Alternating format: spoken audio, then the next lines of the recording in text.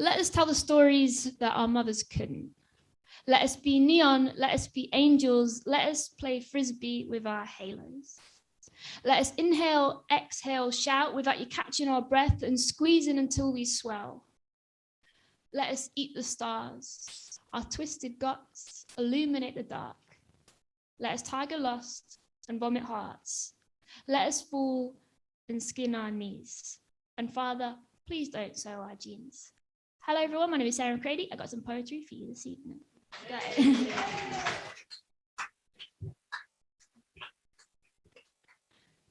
You can't stop now. When your walls fall down, you can't stop now. Every morning you move mountains. Run a marathon with just your socks on. Before breakfast, you lift cars and tower blocks out of the way. You are the first person on the moon every day.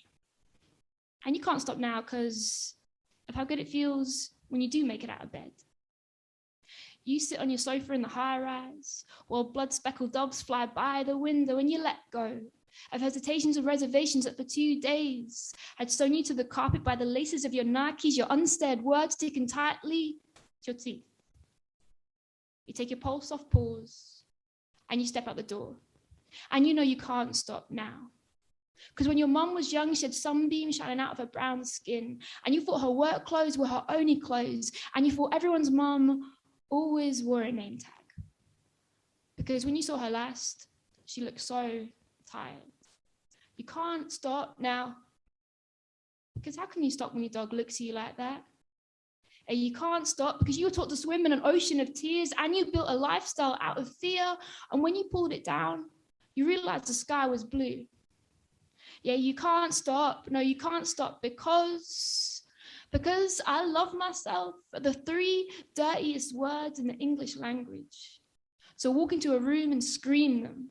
Primetime, ITV, television, beam them. You're a Saturday night dreamer, so walk down that street like you're Travolta in Fever. Nobody does that thing like you do it or like you would do it. So why don't you do it? Because when you're a child, you thought at age 30 you could do anything. And now you're 30, you've just remembered it. You can't stop now. Because when you're a child, you thought at age 60 you could do anything. And now you're 60, you've just remembered it. You can't stop now. Because when you're a child, you thought at age 88 you could do nothing. Now you're 88, you're saying, no, mate. You know you can't stop now. Because you're doing something you only ever saw reflected in the turned off TV that you couldn't stop crying in front of. And I can't stop now. Because it feels like flying like a new dress, last breath, more, I think I'm dying. And I can't stop now. Though maybe you ain't got a roof over your head. Maybe where you're born means you're born dead. Maybe you're 12 and you're carrying a parent on your shoulder. Maybe you never got the chance to get older. Maybe you aren't allowed to love. Maybe your life is worth less because you're born on the other side of a line.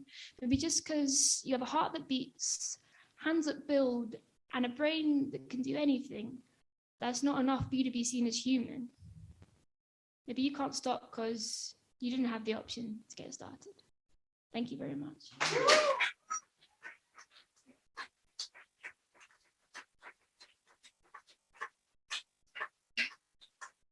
Thank you so much, guys. It's really lovely to be here and be part of this lovely community, and I feel really welcome. So thank you so much. I will finish up this little first part that I'm doing with a poem. It's one of my first football poems that you'll be subject to this evening. This one is about goalkeepers. And I want to start it with a beautiful quote by Vladimir Nabokov. And he said, "The goalkeeper is the lone eagle, the man of mystery, the last defender." Beautiful, right? I say, the goalkeepers are weird. I don't want to go in goal because goalkeepers are weird. They shampoo their hair in the clouds. They are monkey bar sillies dreaming. They are mimes screaming, tangled in nylon cord. They have no hands and sniff the grass. They are lanky limbs, rubber shins, and I don't want to be alone.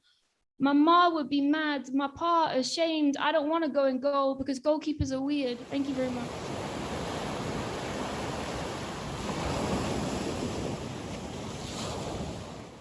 They didn't tell me, but they'll tell her. They didn't tell me in school, in church, and Bart Simpson never wrote it on a chalkboard. They didn't tell me in books. I never turned pages in fevered anticipation. Swift licks leaned to a paper kiss because they were telling my story. Like princesses that dig princesses. Like really dig princesses. They didn't tell me in assembly halls where we'd sit, our itchy grey tights stuck to the semolina glazed floor, cross legs and scrunchies. They didn't tell me there was a reason why it all went a bit electric when she knocked her knee into me. But they'll tell her. They didn't tell me that friendship wasn't supposed to ache like that, to hurt like that, to burn like that, to make me blush, rush my words like that, to make me feel alive like that. Ain't nobody told me that it was love. So I stood there waiting, till my heart blistered under hot stars, to the back of my legs burned pink, till my bones felt far too heavy for my body and highly unnecessary. And I sent my feelings to the only places there are, Cardiff, America, and Mars. Because ain't nobody told me.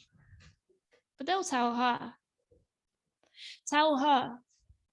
Tell her so she wouldn't have to hide her soup bowl pupils behind the lids of her eyes for the fear of her truth being aeroplane spelled out in the sky. Tell her she needn't sit on shy limbs or press pause on the tender hymns tucked away in her larynx. Tell her she can say those unsaid words that swelled and popped like that bubblegum she can't take her eyes off. Tell her she can lean down and tie that girl's shoelaces if she wants to. Tell her she can say it out loud. Diolch.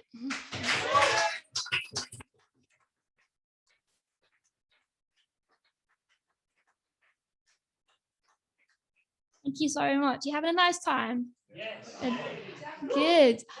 Do you know that it's Dominic's birthday today? Come on. Felicity. Felicity. Dominic. Happy birthday to you. Yay! Of course. We're not going to let him get away with that, come on. Amazing. And all the poetry so far has just been so beautiful. I'm blown away. And yeah, an honor to be amongst you guys. This one is called Milk. When I was little, kids used to take one look at the color of my hair and say my dad was a milkman. But nah, because I inherited my father's lousy lust for everything. Not a greed, it should be said. No, a need, it should be known. My dad can't just watch the stars. No, he wants a galaxy in his back pocket. And he chased infinity in the sulky little corners of this country, rooms where hunched over men scribbled on yellow paper with tiny pencils in giant hands, writing about pixelated horses and if Thierry Henry would score the first goal on Saturday. Rooms where the carpet was so shoe-sucking sticky that I used to think that was the reason he didn't come home. Rooms lined with fruit machines that contain no vitamin A or D or C, but be quiet, we won't be here much longer, he said. We were. So I drew him on yellow paper with a tiny pencil in tiny hands.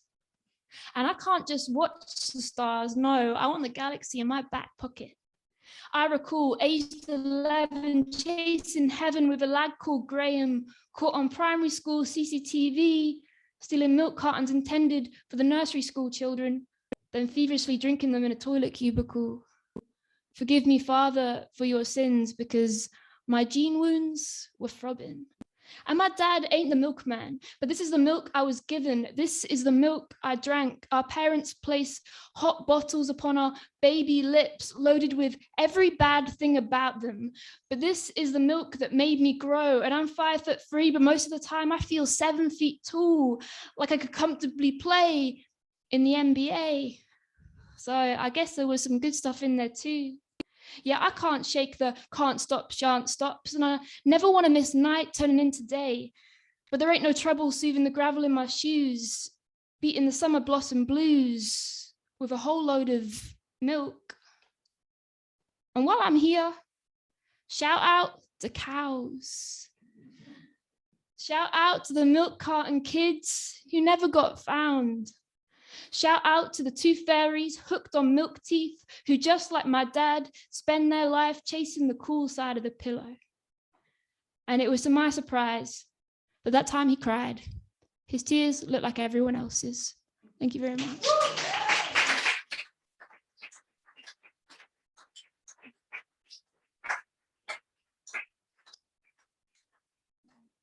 Got one more for you now.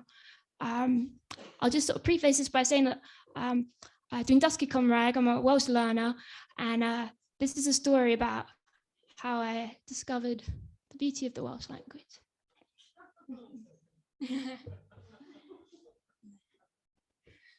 She called me Cariad, and that's how I know what love is. The language of my home used to sit on dry paper in hazy classrooms. We were told to fill in the gaps. I was just ticking a box. Or I would hear it rushing out of soap star mouths on Pobla Cwrw that my nan watched with subtitles. But now I find the word sus on a pillowcase. I hear Carmarthen at the end of the phone. I already knew Cwrw, but now I get them. I wake up and it's Borodar baby, no star at night. I put on down in the afternoons, got me feeling all right. Every day I'm happy, everything's coming up campus. It's just like Netherlands. The girl who used to work at the Pili Pala Palace has translated all those old love songs and made the grass seem more good. And just from hearing a yakidar at a bar, I feel like I'm at home with her. And now, even ironing sounds like a Phil Collins song. I'm like, she don't even know my name, smooth, smooth, smooth, yeah. And McCreadie never felt more like home to me because of her. Even road signs are poetry. I could carve it on a tree, you and me, and Beth. And life before her was Akavi, and now I'm counting Indar tree, pulling petals off flowers, and it always lands on she loves me. And I never failed to be surprised because Dwi'n Hoyu, and when you're that, you're never quite sure your Toyo Sogev is ever going to come. You're never sure you could ever feel like this. But she called me Cariad, and that's how I know what love is. Diolch yn fawr.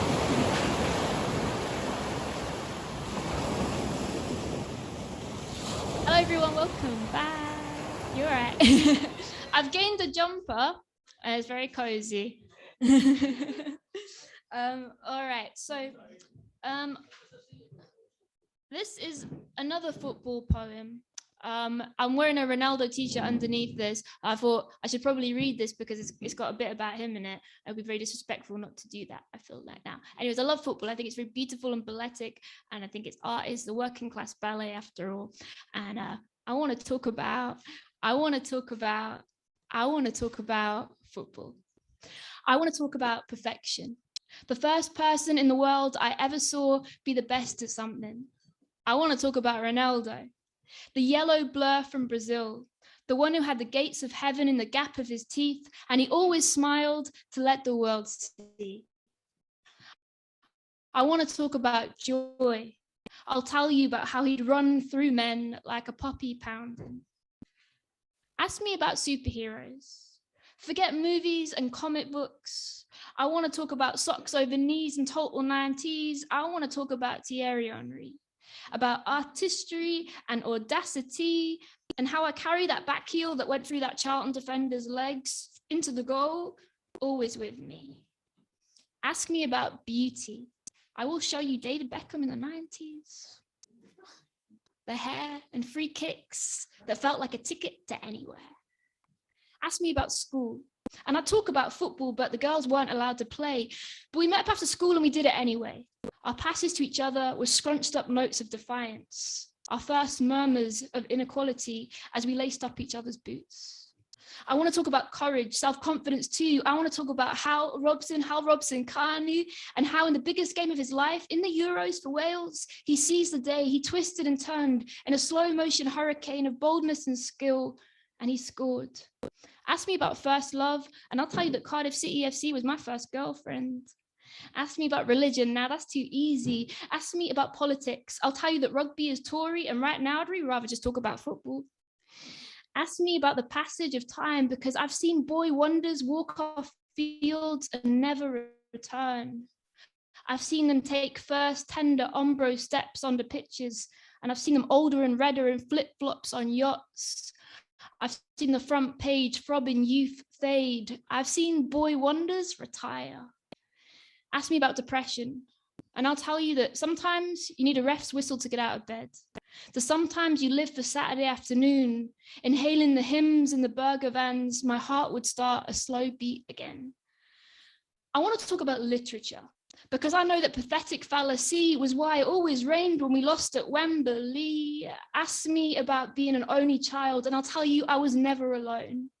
Watching with wonder and crisps in front of the TV, games were played in the reflection of my glasses. I'll tell you about how I wrote all their names down. I'd lay out their football cards in secret orders, save VHS tapes, I'd rewind but never fast forward. I want to talk about the meaning of life, that you can know it, that you can see it. World Cup final 2006, you can know it, you can see it in Zidane's eyes as he chose to pull the curtain on a glorious career with a headbutt and a red card. I want to talk about football, the balletic heartthrob thud as Cristiano runs, the continuous crashing of ecstasy and despair, how it's been the only constant in my life, how pretty teams write poetry when they pass.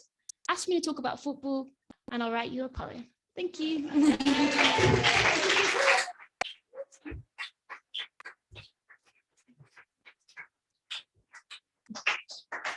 Thank you very much.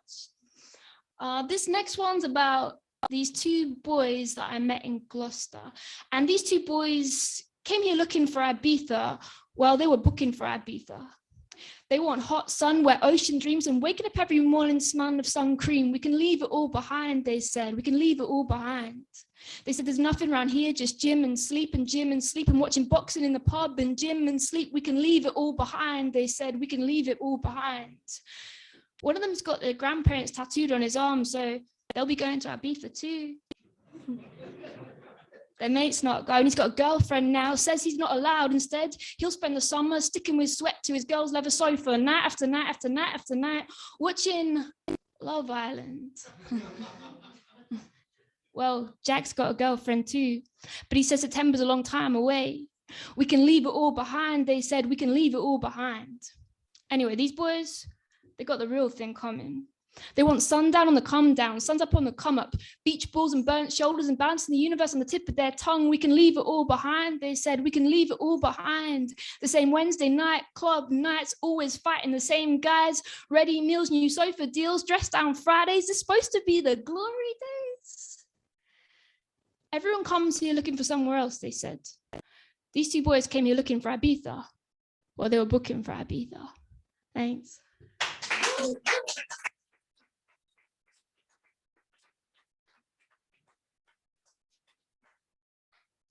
Thank you very much.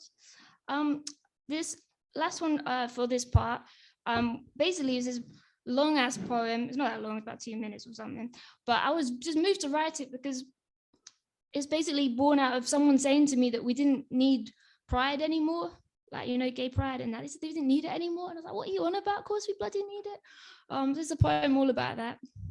It's called We Need This Still. My visibility is revolutionary. I'm proud at Pride, but I'm proud every day. Because I am gay, when I wake up in the morning, there are fireworks. Crowds cheer when I eat my breakfast. When I leave my house, there are parades, a symphony plays. Each breath I take, the earth it shakes because I am gay. And at the end of my day, my bed throws me a welcome party because it is relieved that I made it. We need this still. Because our love is an uprising. Our first date is a national holiday. Every text sent is a sonnet. When we walk down the street, angels sigh, grown men cry. When I hold hands with them, I'm holding lost years, spent tears, hope, all in the palm of my hand. Do you understand that who I was a lump in my throat, something never to be spoke? I was starting to choke. When I first told someone who I was, I mumbled it. I threw it away, I fumbled it. I wrote it in a letter in invisible ink, sent with a second glass stamp to the wrong address. When I first told someone who I was, I said it under my breath. We need this still. Because now I sing who I am. I wave it on a flag. I say it out loud. I am proud. We need this still. Too many of us die alone inside our heads. This is not a coincidence. When we exist, we defy. When we exist, we fly. When we march, we tread on jagged words. We paint over pain. There is endless power in pride. It was a long time coming. No matter the summers that go by, it feels like it's only just got here. We need this still. Do you remember the first time you brought love along, wrote your names on love spoons, you walked arm in arm, it felt electric? Looking up at the sky for the first time, holding your head high for the first time, you saw how brave it is to be just who you are. We need this still. When we march, we set off fireworks. There are cheering crowds. We play symphonies. We march for all those to come, for all those who've been, for those who fell so I could walk, that yelled so I could talk, that held their breath so I could breathe. Our visibility is revolutionary. Thank you very much.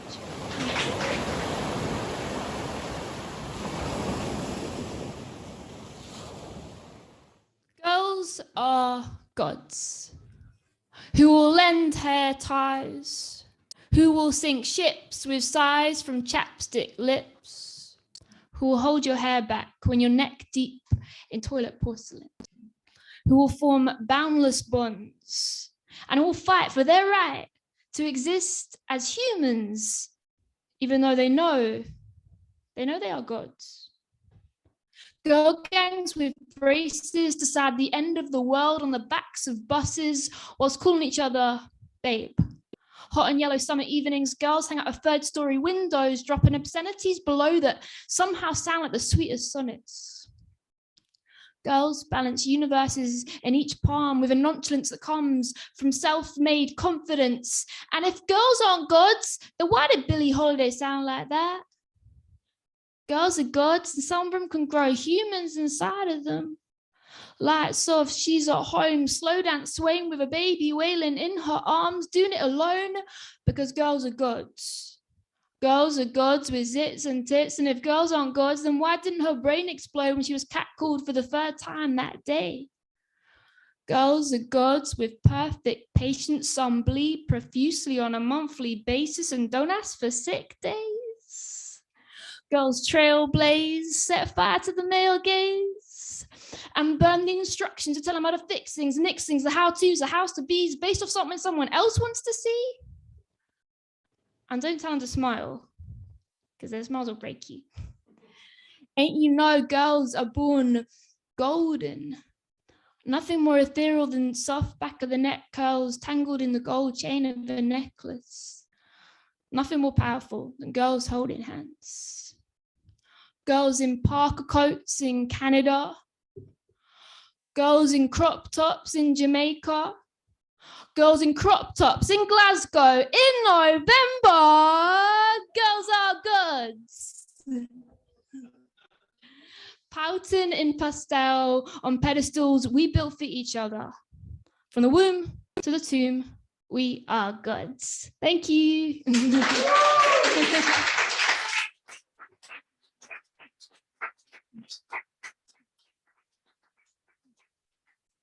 Thank you so much. I've got one more poem, but yeah, it's a good one. I think you'll like it. I don't know, but yeah, I just want to say thank you for having me, for accepting me into like this lovely like community. I feel dead welcome.